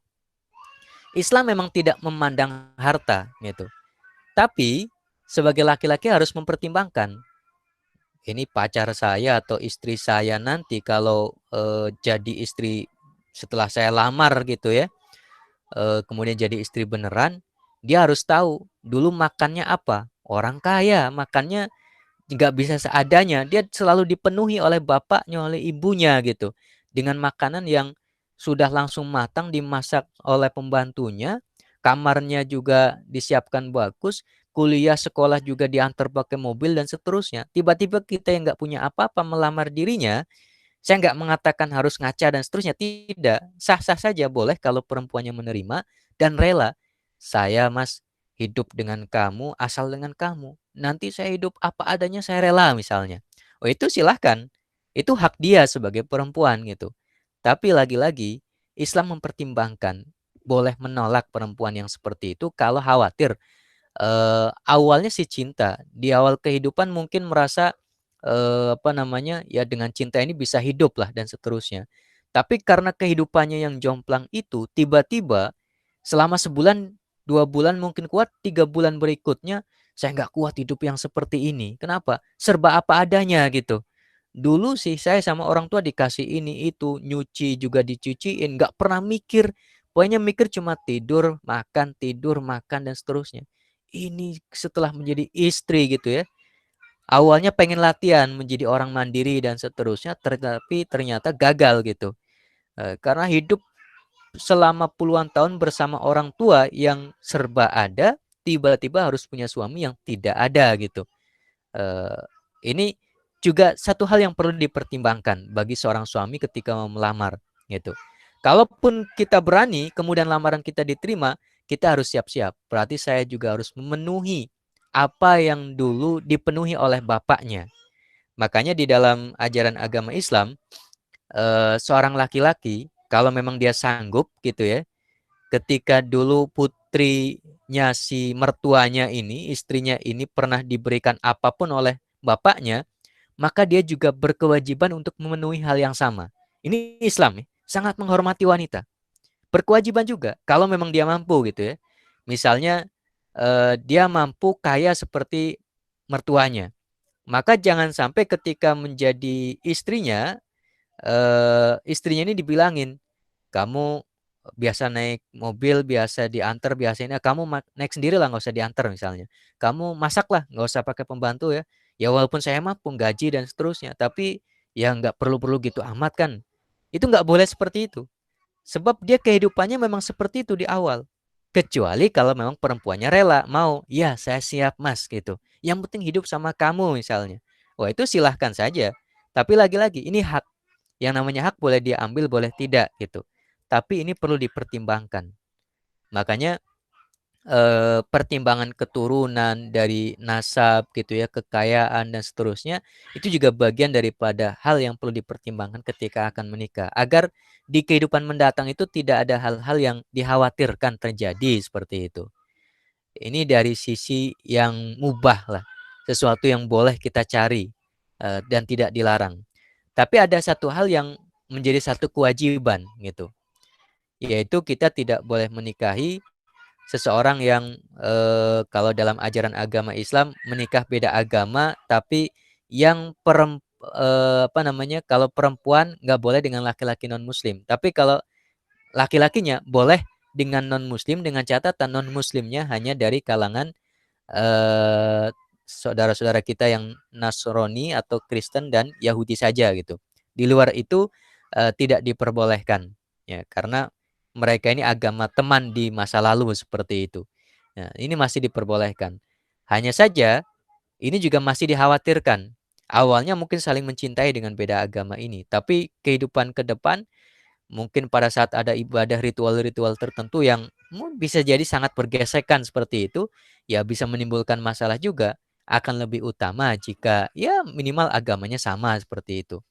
Jadi kesamaan-kesamaan visi, misi, kesetaraan pendidikan dan seterusnya juga perlu menjadi pertimbangan, walaupun itu bukan hal yang utama gitu. Yang paling utama tentu adalah akhlak ya, akhlak, moral, apa namanya, karakter gitu.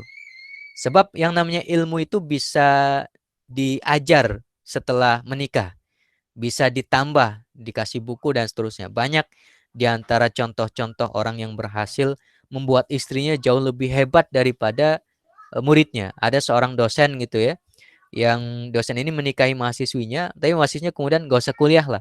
Kamu gampang, masalah ilmu bisa saya ajari, kasih buku dan seterusnya di rumah. Ternyata banyak di antara mahasiswanya kalah jauh dengan istrinya gitu. Walaupun mahasiswanya sudah S1, S2, S3. Karena apa? Ya, dia pintar mendidik istrinya. Walaupun pendidikannya terputus gitu, secara formal. Tapi pendidikan secara hakikatnya, dia benar-benar mendapatkan pendidikan dari suaminya. Artinya bisa dirubah gitu. Tapi hal yang tidak bisa dirubah ini yang benar-benar harus diperhatikan, yaitu karakter. Maka kalau sudah bicara karakter, kita harus benar-benar mengenal. Yang paling bertanggung jawab, khususnya bagi perempuan, itu bapaknya gitu. Karena bapaknya kan walinya. Dia yang nanti akan mengatakan saya nikahkan putriku dengan kamu wahai suaminya gitu ya. Dengan mahar sekian-sekian dan seterusnya seperti itu. Yang biasanya ini diwakilkan misalnya oleh penghulu atau apa seperti itu. Nah, ini wali yang paling bertanggung jawab. Maka wali itulah yang paling wajib untuk mencarikan gitu. Masa harus ayah saya mencarikan? Ya itu yang harus dilakukan seorang wali. Minimal kalau nggak mencarikan ya dia harus menyeleksi gitu ya. Kamu datang melamar putriku. Oh, kamu punya apa misalnya? Kamu karakternya seperti apa? Tentu dengan tidak pertanyaan yang tidak langsung seperti ini. Artinya wali punya kewajiban untuk menginvestigasi calon menantunya itu seperti apa. Apakah layak surga dan neraka putri saya ini diserahkan kepada dia gitu. Karena awalnya putri ini kan tanggung jawab walinya. Semuanya harus minta izin kepada ayahnya, kepada walinya ini. Mau keluar rumah, mau sekolah, mau kuliah dan seterusnya, itu kan minta izinnya kepada walinya. Nanti setelah menikah, semua ini akan diserahkan kepada suaminya. Ya izin, ya macam-macam, itu diserahkan kepada suaminya. Bahkan ketika suaminya bilang, kamu nggak perlu datang ke orang tuamu seperti itu wajib ditaati. Gitu. Ketika memang alasan suaminya masuk akal dan seterusnya seperti itu. Nah, ini akan beralih sedemikian rupa semua tanggung jawab kepada suaminya. Maka wali itu harus bertanggung jawab kepada siapa? Saya harus menyerahkan urusan putriku ini kepada seseorang yang memang bisa dipertanggungjawabkan, bisa dipercaya dan seterusnya. Nah, ini perempuan gitu. Kalau laki-laki tidak ada urusan dengan wali gitu. Paling hanya ya minta doa restu kepada kedua orang tua, boleh nggak dengan yang seperti ini gitu. Jadi yang paling utama adalah dari sisi karakter, akhlak gitu ya, itu menjadi pertimbangan paling utama. Sebab kalau dia baik, dalam kondisi apapun dia akan selalu baik gitu. Dalam kondisi sedang sempit baik, dalam kondisi sedang lapang baik juga gitu. Tapi kalau sudah karakternya buruk gitu ya, pas lagi enak-enak, lagi jaya-jayanya dan seterusnya, dia buruk gitu. Bisa memanfaatkan ini itu. Nanti pas lagi terjun misalnya karena roda terus berputar, kita tidak selalu berada di atas, bisa jadi kadang-kadang di bawah. Bahkan pas lagi di bawah terus misalnya nggak berputar lagi misalnya. Itu kalau karakternya baik, dia akan selalu menemani. Rela hidup dalam kondisi apapun, di atas maupun di bawah, lapang maupun susah dan seterusnya, rela gitu. Kalau memang baik sejak awal. Tapi kalau sudah karakternya buruk, bisa jadi pas lagi lapang juga buruk, apalagi pas lagi kondisinya sempit gitu ya, bisa nggak mau berkumpul lagi gitu. Pengennya ya berpisah saja dan seterusnya. Kenapa? Ya dia pengennya hanya dengan kenikmatan-kenikmatannya saja gitu. Tidak mau hidup bersama dalam suka maupun duka. Pengennya suka terus misalnya. Nah, ini juga perlu dipertimbangkan. Karakter itu yang paling utama. Nah, sisi-sisi lain yang keturunan itu tadi, bahkan termasuk suku juga perlu dipertimbangkan gitu ya. Eh, apakah Jawa harus dengan Jawa, Sunda dengan Sunda? Tidak harus sih. Suku apapun bisa saja. Arab dengan Jawa, Arab dengan Eropa dan seterusnya ya sangat mungkin gitu. Karena kita tidak berbicara tentang ras dan macam-macam. Tapi budaya masing-masing suku kan berbeda-beda. Yang itu kalau ketemu dengan yang berbeda itu, mungkin suami istri bisa berkumpul, tapi besan ini bisa berkumpul atau tidak gitu misalnya. Itu juga perlu dipertimbangkan gitu. Kalau itu sudah dipertimbangkan matang-matang dan ternyata bagus, nggak ada masalah, karena kita sudah seperti menjadi global village ya. Kampung yang satu, kampung yang ya semua bisa berkumpul dan tahulah karakter masing-masing wilayah, karakter masing-masing suku dan seterusnya, itu sudah tidak menjadi masalah lagi misalnya. Kita berhasil melampaui problem ini, ya silakan nikah dengan beda suku, dengan bahkan jauh misalnya, satu dari Irian Jaya, satu dari Papua, satu dari Aceh, ya, dari Sabang sampai Merauke misalnya. Ya bisa saja itu berkumpul ketika visi dan misinya sama gitu. Ya lengkapnya nanti akan saya share bukunya gitu ya, biar teman-teman ikut membaca juga. Siap, Ustaz. Barangkali demikian singkatnya. Siap, siap. Oke, ada lagi teman-teman yang mau ditanyakan ke Ustadz Sutomo? Dipersilakan loh. Ya Ustadz ya, bertanya yang tidak berkenaan dengan materi pun, maksudnya kalau misalkan Ustadz bisa bantu jawab, nanti Ustadz akan bantu jawab ya Ustadz ya. Insya Allah ya, semampu yang bisa saya berikan lah. Silahkan.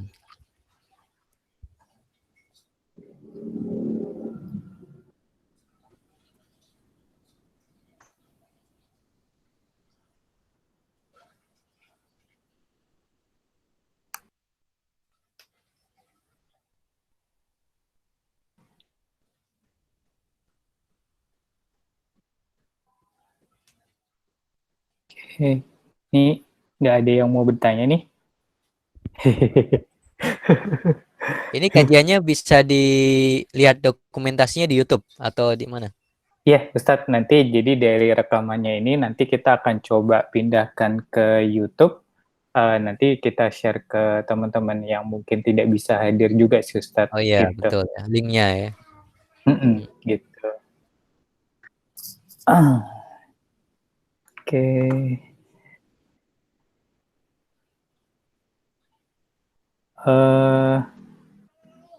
Ini sudah cukupkah dari teman-teman untuk kajian kali ini? Maritza mungkin mau ada yang mau ditanyakan yang baru join?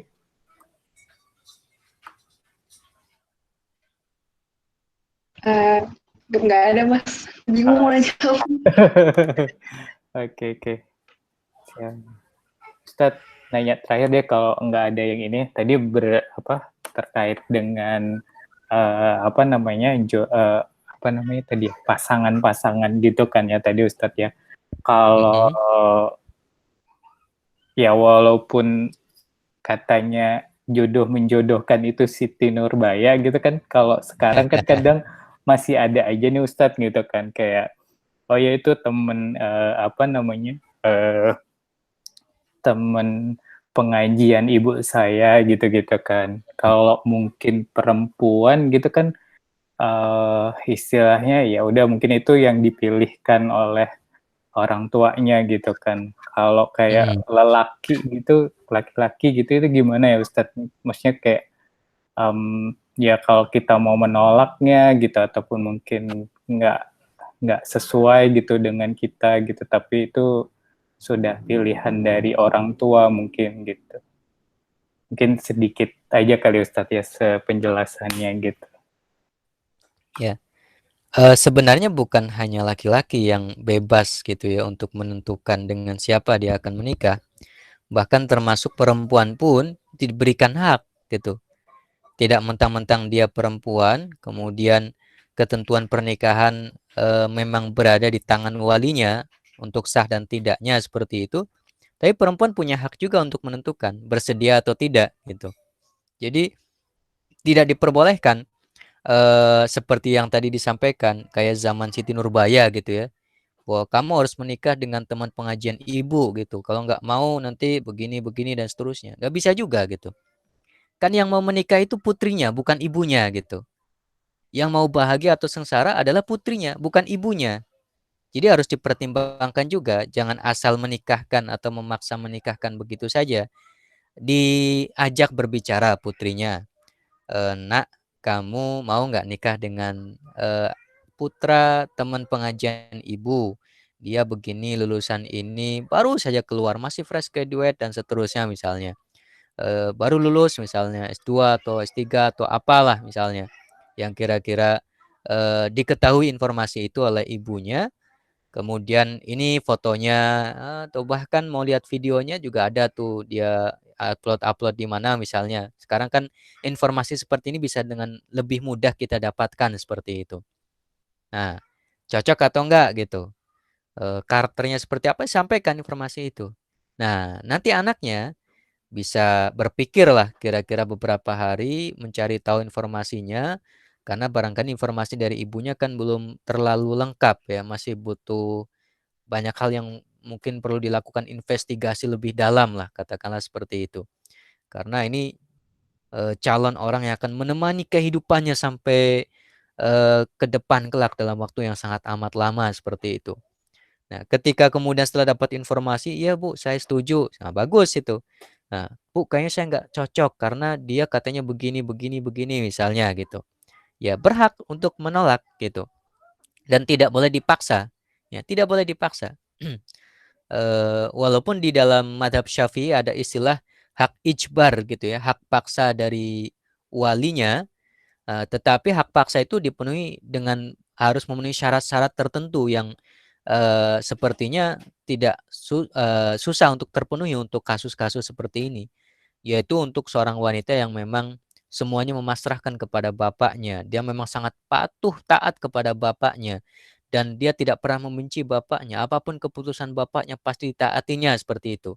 Semuanya dipasrahkan seperti itu, sangat percayalah kepada bapaknya, tidak pernah membenci bapaknya dan calon yang dikenalkan oleh orang tuanya, bapak atau ibunya juga tidak ada masalah seperti itu, sekufu juga, sehingga kehidupan anaknya pasti juga akan bagus lah secara perkiraan di awal seperti itu. Maka walaupun tanpa persetujuan anaknya, ya itu hak ijbar yang diperbolehkan. Tapi kalau anaknya tadi sudah meneliti, menginvestigasi begini begitu dan seterusnya dan kemudian dia memutuskan tidak cocok seperti itu harus dipertimbangkan. Walaupun dia perempuan, tidak lantas kemudian boleh dipaksa seperti itu. Ya. Tapi nanti jadi durhaka kepada kedua orang tua. Ya tidak juga. Kita berhak untuk memilih gitu ya. Tentu cara menolaknya juga dengan cara-cara yang baik gitu ya. Orang tua juga harus diberikan kesadaran. Yang mau nikah itu bukan orang tua, anaknya gitu. Yang mau bahagia, mau sengsara itu anaknya. Ini harus benar-benar disadari oleh orang tua gitu. Ini bagi perempuan, apalagi laki-laki, itu jauh lebih mudah gitu. Walaupun tetap apa namanya, laki-laki ya meskipun tidak ada kewajiban untuk apa namanya, harus dengan walinya dan seterusnya, tetaplah kita harus punya adab kepada orang tua, ngasih tahu gitu. Saya punya calon begini-begini, boleh nggak Pak misalnya. Ya nanti orang tua akan mempertimbangkan juga, kenapa kamu milih dia, ditanyalah dan seterusnya. Tetap semuanya harus musyawarah lah intinya. Harus ada apa namanya, kesepakatan antara anak dan orang tua tentang ya bahwa ini sudah menjadi keputusan final oleh semua pihak seperti itu. Jadi anak tetap punya hak, baik dia perempuan apalagi laki-laki gitu. Oke, Di Ustadz. dalam buku yang tadi saya sampaikan insya Allah bisa ada jawabannya tuh. Siap. Oke, Ustadz. Nanti aku coba sampaikan buku dari Ustadz ke teman-teman yang ada di sini. Oke.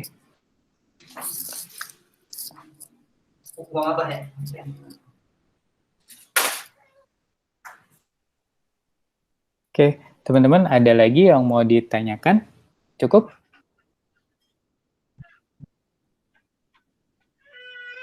Oke, nampaknya sudah cukup Ustadz karena tidak ada lagi yang memberi pertanyaan di chat atau ke chat pribadi saya juga. Jadi kita tutup aja kali ya Ustadz untuk kajian kali ini. Mungkin terakhir bisa dipimpin doa dari Ustadz kali ya buat teman-teman kita untuk penutupnya gitu Ustadz. Oke.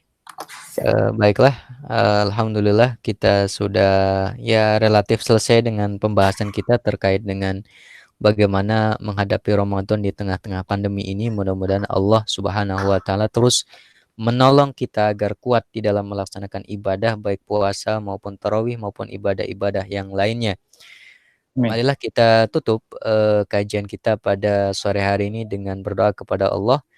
Bismillahirrahmanirrahim. Allahumma shalli ala sayyidina Muhammadin wa ala ali sayyidina Muhammad. Alhamdulillahi rabbil alamin hamdan yuafi ni'amahu wa yukafi mazidah ya rabbana lakal hamdu kama yanbaghi li jalali wajhika wa 'azimi sultanik. Allahumma rabbana taqabbal minna salatana wa siyamana wa qiyamana wa ruku'ana wa sujudana wa qu'udana wa tadarru'ana wa takhashu'ana wa ta'abbudana wa tamim taqsirana ya Allah ya rabbal alamin. Allahumma a'inna ya Allah 'ala siyami wal qiyam. Rabbana atina fid dunya hasanah wa fil akhirati hasanah wa qina adzabannar. Wa sallallahu ala sayyidina Muhammadin wa ala alihi wa sahbihi wa baraka wa sallam walhamdulillahi rabbil alamin. Terima kasih.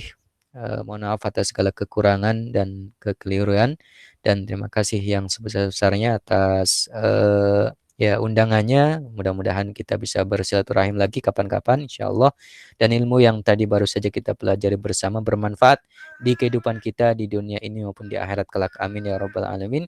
Wassallallahu ala sayyidina Muhammadin walhamdulillahi rabbil alamin. Wassalamualaikum warahmatullahi wabarakatuh.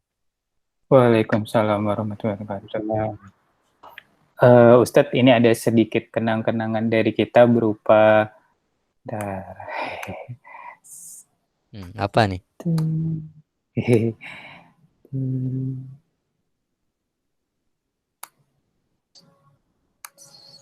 Ya.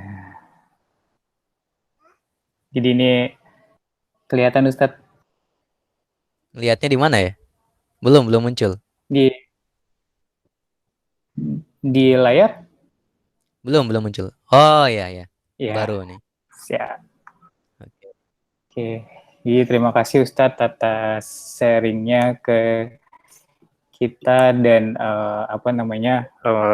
ya nanti kalau misalkan dari teman-teman ternyata ada yang aduh nih tadi belum lupa nanya atau malu gitu, nanti mungkin aku bisa sampaikan juga ke Ustadz kali ya Ustadz ya. Boleh. Insyaallah.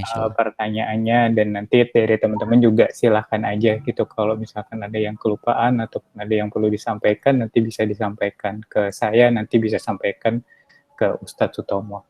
Gitu aja. Terima kasih Ustadz Sutomo dan terima kasih buat teman-teman semuanya yang hadir dalam kajian sore hari ini. Nanti kita ketemu lagi di kajian minggu depan. Gitu. Oke, Assalamualaikum warahmatullahi wabarakatuh. Selamat sore semuanya, tetap sehat dan tetap semangat. Gitu. Oke, terima kasih. Waalaikumsalam. Assalamualaikum. Waalaikumsalam.